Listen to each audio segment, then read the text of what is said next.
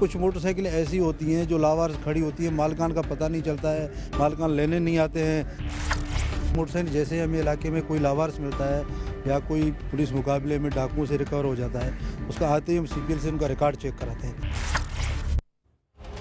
कराची के शाहराहों पर चलने वाली बहुत सी गाड़ियां ऐसी हैं जिनके बारे में खुद पुलिस वाले भी नहीं जानते कि उनकी कानूनी हैसियत क्या है। यहाँ पर बगैर नंबर प्लेट्स के सरकारी गाड़ियां भी सड़कों पर रवा दवा रहती हैं और मुख्तलिफ महकमों के नाम को इस्तेमाल करके भी गाड़ियों को चेक होने से बचाया जाता है।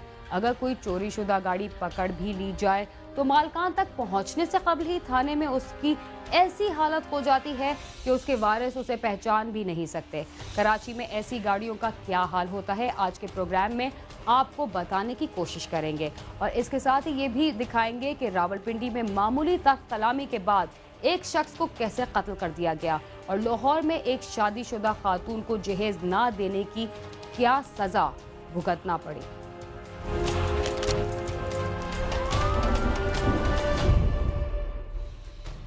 आपने इंसानों के कब्रिस्तान तो देखे होंगे, मगर कराची के थानों में गाड़ियों के कब्रिस्तान भी मौजूद हैं जिनमें हजारों मुर्दा मोटरसाइकिल्स और गाड़ियां मौजूद हैं। दुख की बात यह है कि इनका कोई वाली वारिस भी नहीं, जिसकी वजह से वो अपनी पहचान भी खो चुकी हैं और धूल में अटने के बाद अजीबोगरीब सूरत हाल इख्तियार कर चुकी हैं। उन्हें इस हालत तक पहुंचाने का जिम्मेदार कौन है, आइए देखते हैं।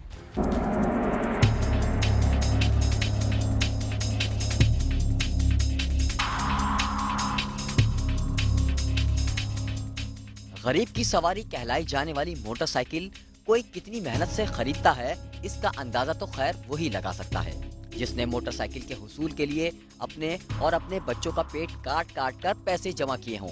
लेकिन कराची के थानों में गरीब की यही सवारी आपको किसी कोने खांचे में मिट्टी में उल्टी हुई हालत में जा बजा पड़ी मिलेंगी, जिनको देखकर आप ये समझेंगे कि जैसे ये कोई कबाड़ खाना है। गाड़ियों का कब्रिस्तान नजारत खानों को कहा जाता है, लेकिन हमारे थाने भी गाड़ियों के कब्रिस्तान से कम नहीं। अजीज भट्टी थाने की हुदूद में वाक़े नजारत में 500 से जायद गाड़ियां और 10,000 से जायद मोटरसाइकिलें गुज़श्ता कई सालों से खड़ी कचरा कुंडी का मंजर पेश कर रही हैं, जबकि कराची के थानों का हाल भी इससे अलग नहीं। सैकड़ों नई पुरानी कीमती और सस्ती गाड़ियां कूड़े का ढेर बनती नजर आ रही हैं। चोरी शुदा मिलने वाली गाड़ियों की एक बड़ी तादाद पकड़े जाने के बावजूद असल मालिकान तक नहीं पहुंचाई जाती। पुलिस जराये का कहना है कि इस तरह पकड़ी गई गाड़ियों की एक बड़ी तादाद पुलिस अहलकारों के इस्तेमाल में रहती है, जबकि एक पुलिस अफसर का कहना है कि लावारिस मिलने वाली गाड़ी मालिक के सुपुर्द कर दी जाती है।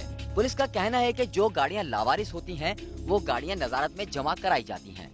वो कुछ मोटरसाइकिल ऐसी होती हैं जो लावारिस खड़ी होती है, मालिकान का पता नहीं चलता है, मालिकान लेने नहीं आते हैं, तो फिर हम देखते हैं कि इधर खड़े खड़े धूप में या बरसात में वो ख़राब हो जाते हैं, उनका नुकसान हो रहा है। तो हम अपने तौर पे जो हमारे पास 550 में होते हैं तो हम उनका रोड सर्टिफिकेट बनाते हैं। कुछ मुकदमे भी होते हैं, रोड सर्टिफिकेट बना के फ़र्द रोड सर्टिफिकेट कापियाँ लेके हम ट्रकों में लोड करके इंचार्ज नज़ारत पोल वहाँ जाके उनको जमा करा के रिसीव करा के अपने पास आके खारिज करके अपने पास रिकॉर्ड में रोड सर्टिफिकेट रख के 19 नंबर रजिस्टर में हम उनको खारिज कर देते हैं।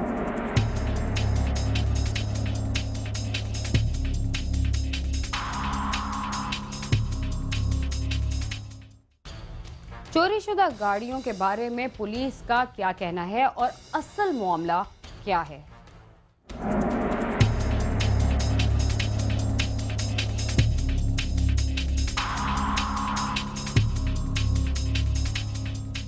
लेकिन मामला इसके बरक्स है। थानों में खड़े खड़े ये गाड़ियां कचरे का ढेर बन जाती हैं और तो और इन गाड़ियों और मोटरसाइकिलों को माले गनीमत समझकर इनके पार्ट्स भी चोरी कर लिए जाते हैं। सुपरमार्केट थाने के इन अफसर ने अपने थाने में मौजूद तमाम मोटरसाइकिलें नजारत में जमा करा दी, लेकिन शहर भर के थाने आज भी मोटरसाइकिलों का कबाड़ बाजार का मंजर पेश कर रहे हैं। मोटरसाइकिल का कुछ तो ऐसा है कि मोटरसाइकिल जैसे हमें इलाके में कोई लावारिस मिलता है या कोई पुलिस मुकाबले में डाकुओं से रिकवर हो जाता है, उसका आते ही हम CPL से उनका रिकॉर्ड चेक कराते हैं। CPL से बता देता है कि ये किसी क्राइम में या किसी मुतलका थाने से छीनी हुई है।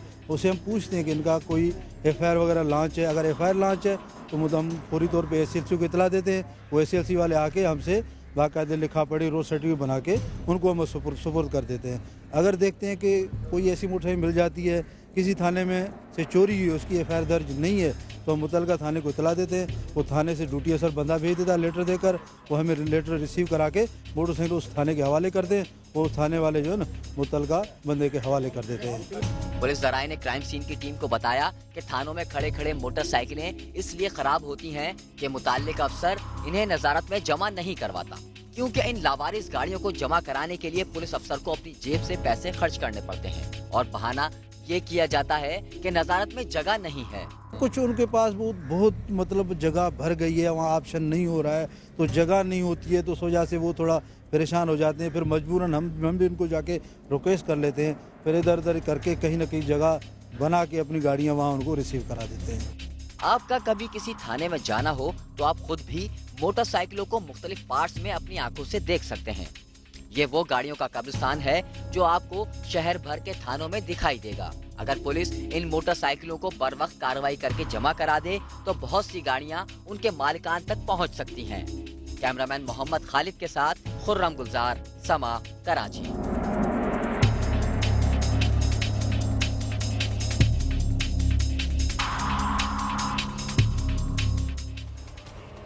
अगर कोई गरीब आदमी अपना पेट काट कर बेटी की शादी का बंदोबस्त करे और शादी के बाद भी बेटी के ससुरालियों के मुतालबात उसका जीना दूभर कर दें तो वो कहाँ जाए।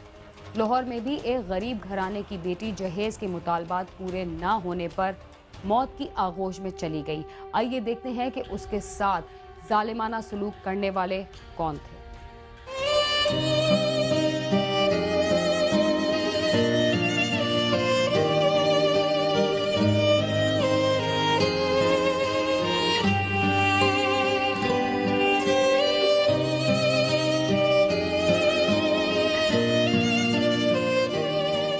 शालीमार के इलाके में 2 साल कबल बाबल के अंगना से ससुराल पहुंचने वाली 22 साला शुमाइला मुबैना तौर पर छत के पंखे से रस्सी का फंदा डालकर उस पर झूल गई। ससुरालियों के मुताबिक उसने खुदकुशी की है, जबकि शुमाइला के वर्सा का इल्जाम है कि उसके ससुरालियों की तरफ से जहेज के सामान के लिए मुतालबात खत्म नहीं हो रहे थे और आए रोज किसी न किसी चीज की डिमांड कर दी जाती थी। शुमाइला को ससुरालियों ने कत्ल करके वाक़ये को खुदकुशी का रंग देने की कोशिश की है।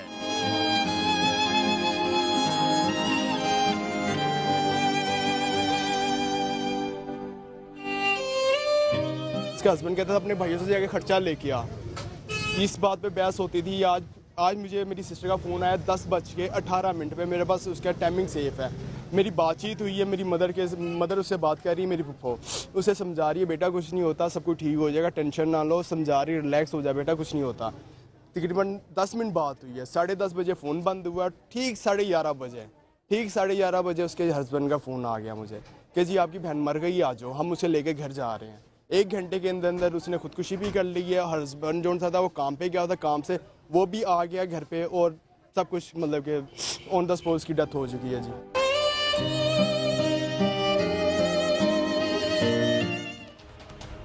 शमाइला के कत्ल में कौन कौन मुलव्विस था और किस किस को गिरफ्तार किया गया।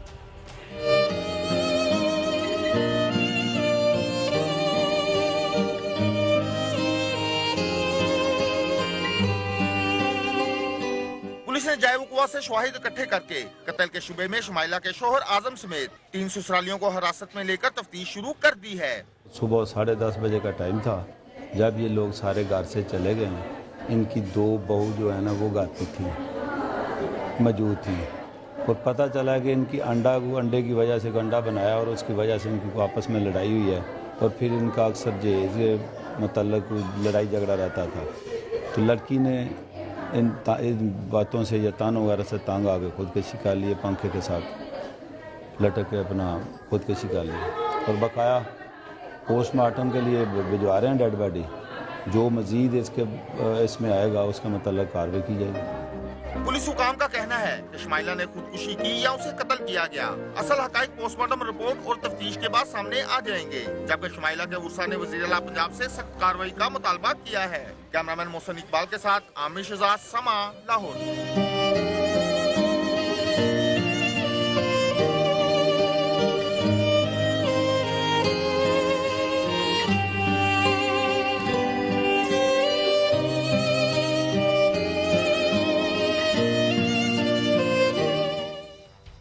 बेटी के ससुरालियों के मुतालबात उसका जीना दूभर कर दें तो वो कहाँ जाए। क्राइम सीन में वक्त हुआ एक मुख्तसर से वक्फे का, आप समा के साथ ही रहिए।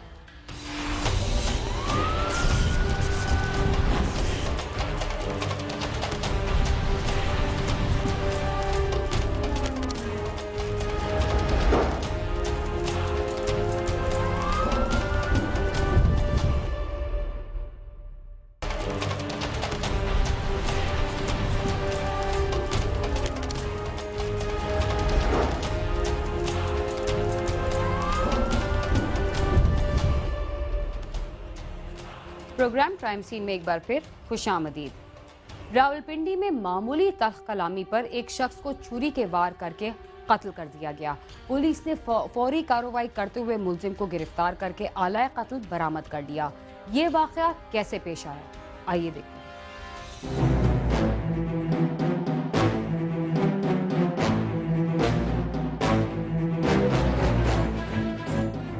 रावलपिंडी में रोटी सही न पकाने पर झगड़ा, कुक ने छुरी के वार करके मजदूर को कत्ल कर दिया। मुलजिम गिरफ्तार, कत्ल करने का एतराफ।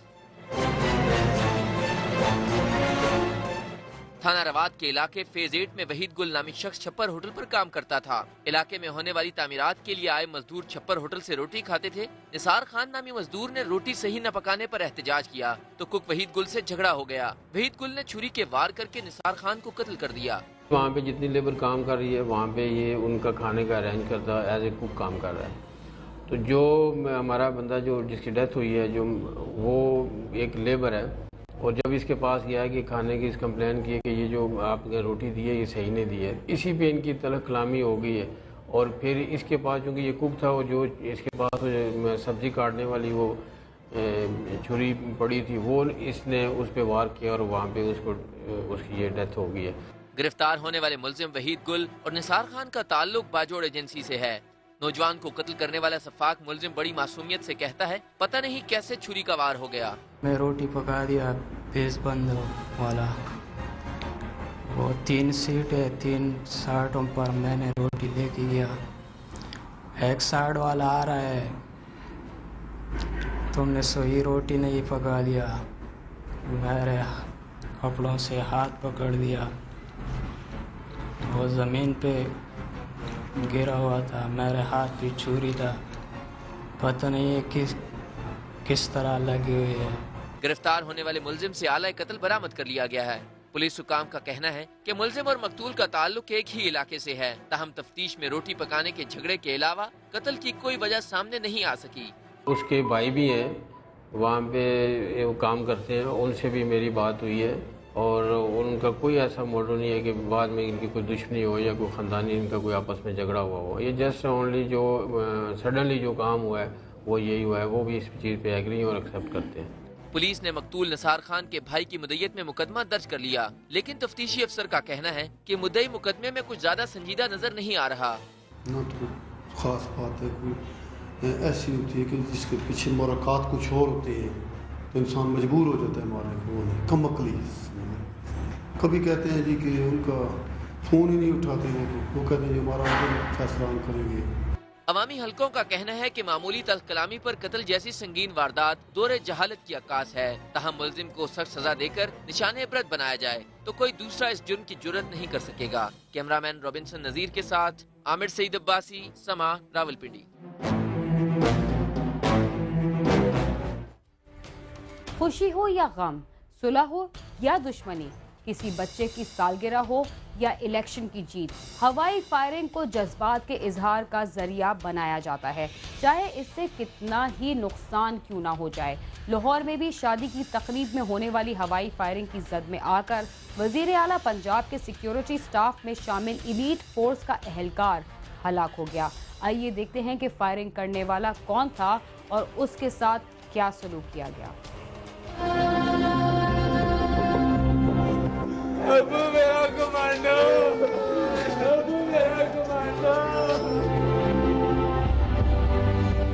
लाहौर के नवाही इलाके बड़की के गांव करबाट का रहायशी एलीट फोर्स का कमांडो कैसर मुख्तार अपने दोस्त की शादी में शिरकत के लिए घर से गया।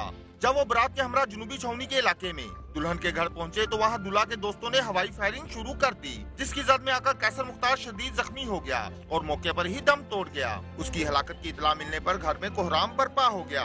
बुढ़ापे का सहारा छीन जाने पर उसका बाप जार कतार रोता रहा।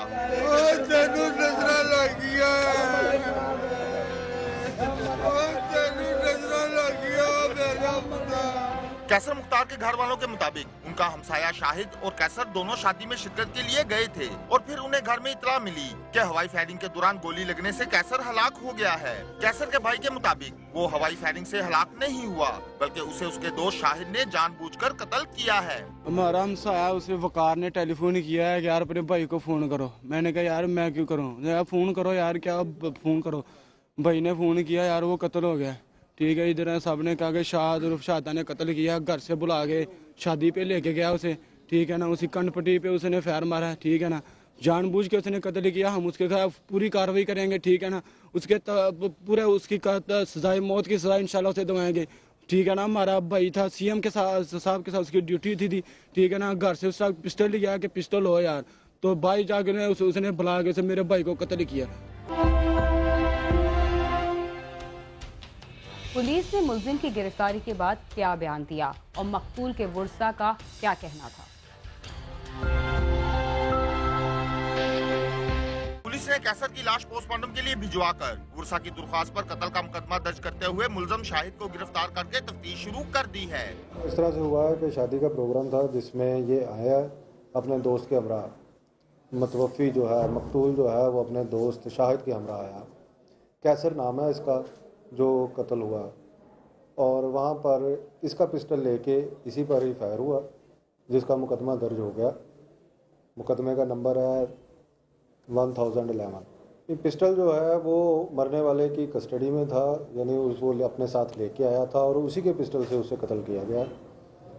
ये देख रहे हैं कि ये सरकारी पिस्टल है या उसका प्राइवेट पिस्टल है, ये रिकॉर्ड देखेंगे तो उसके बाद ही पता चलेगा। पुलिस हुकाम का कहना है कि तफ्तीश के बाद असल हकाइक सामने आ जाएंगे। जबकि मकतूल के वर्सा ने आला हुकाम से मुतालबा किया है कि मुलजिम को जल्द अज जल्द कैफे किरदार तक पहुंचाया जाए। कैमरामैन फयाज उमर के साथ आमिर शहजाद, समा, लाहौर।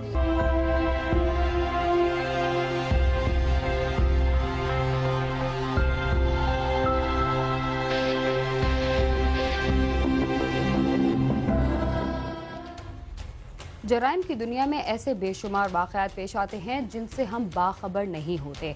अगर आपको जुर्म की किसी भी वारदात के बारे में पता चले तो हमसे ज़रूर राब्ता कीजिए। हमारा पता है cs@sama.tv। इसके अलावा फेसबुक और ट्विटर पर भी हमसे राब्ता कर सकते हैं। बीना खान और क्राइम सीन की टीम को इजाज़त दीजिए और देखते रहिए समा।